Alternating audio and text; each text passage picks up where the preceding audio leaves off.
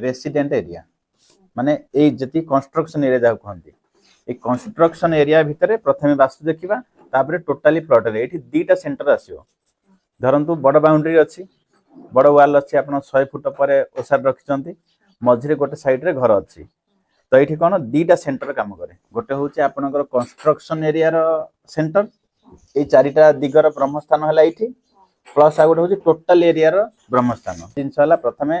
Main door आपनकर कोठी पड़ती जे देखो E3 E4 रे अछि ई माने ईस्ट पूर्व दिग तृतीय नंबर पाद 4 माने पूर्व दिगर चतुर्थ नंबर पाद वास्तु शास्त्र मुख्य द्वारा हिसाब केंद्र करा जाए पूर्व दिग को 8 भाग करा जाए 8 भाग करला परे प्रति भाग गोटे पाद बोली कहा जाए पूर्व दिगर तृतीय नंबर पाद आ चतुर्थ नंबर पाद रे जदि हम मुख्य द्वार रहुची तेबे घरर उन्नति आसे धन सम्मान आसे आ हमर मानसिक शांति मध्य घटे आ ओवरऑली घरर ग्रोथ जोटा हुए तो ए घरर मुख्य द्वार तृतीय पाद आ चतुर्थ पाद रे ही पड़ुची तापर जिबा पूजा रूम आपण घरर पूजा रूम अछि देखंतु कोन नॉर्थ ईस्ट बोले जाह कहंती ईशान्य कोण नॉर्थ ईस्ट पूर्व आ उत्तर दिगर जोठी मिलन पाखापाखि 30 डिग्री रु 55 बा 60 डिग्री भितरे एक्जाक्ट नॉर्थ ईस्ट आसी तो आपण puja room exact north east अछि प्लस आ गुटे दिग तापर अछि ENE east of north east ईशान्य कोण को तीन भाग north of north east east of north east ए तीन दिग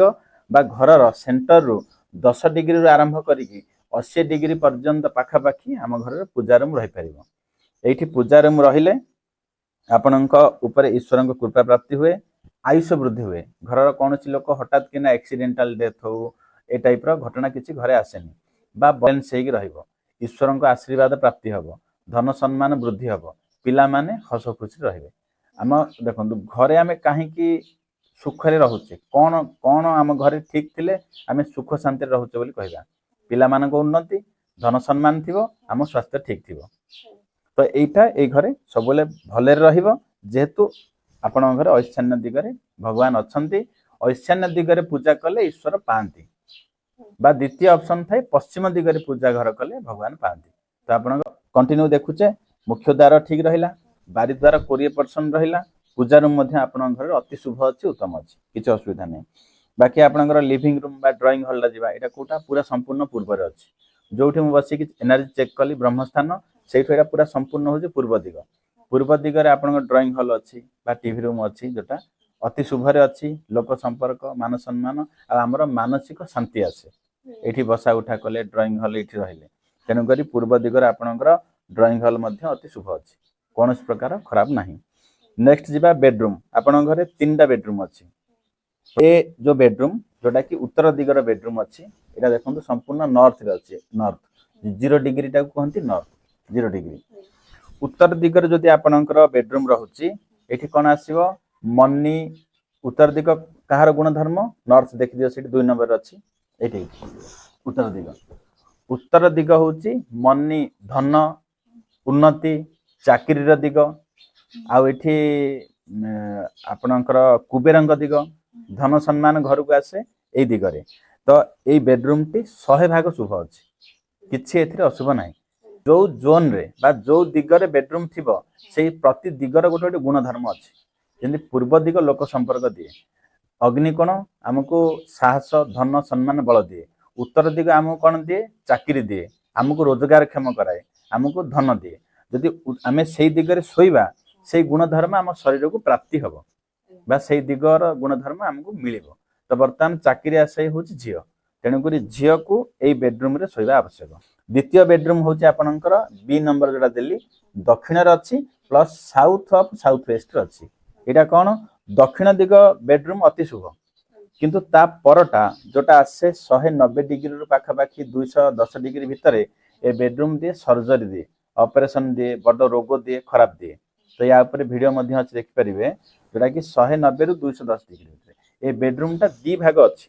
अधा भलो अछि अधा खराब अछि तो हमर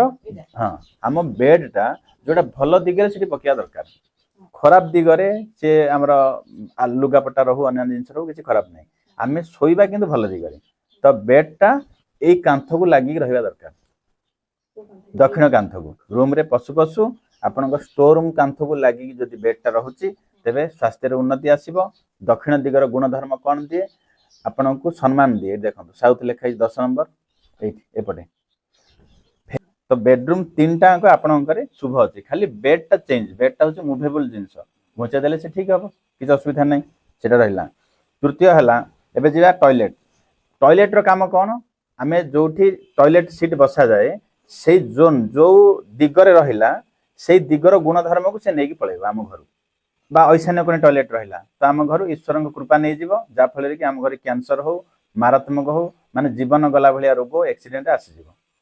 ଯଦି ମନେକର ଆପଣଙ୍କ ଘରେ ଉତ୍ତର ଦିଗରେ ଟଏଲେଟ୍ ରହିଲା, ଯୋଉମାନେ ଚାକିରି ଆଶାୟୀ, ଝିଅ ଏବେ ଚାକିରି ଚେଷ୍ଟା କରୁଛି ତ ଉତ୍ତର ଦିଗରେ ଯଦି ଟଏଲେଟ୍ କରିଦେବା ଚାକିରିର ଦିଗରେ, ତ ଘରୁ ଚାକିରି ପଳେଇବ। ତା ଅର୍ଥ ଯୋଉମାନେ ଚାକିରି ଆଶାୟୀ ଏଣିକି ଅଛନ୍ତି ତାଙ୍କ ଲାଇଫରେ ଆଉ ଚାକିରି କେବେ ହବନି বা ବାଧା ଆସିବ। বা ଯଦି ସେ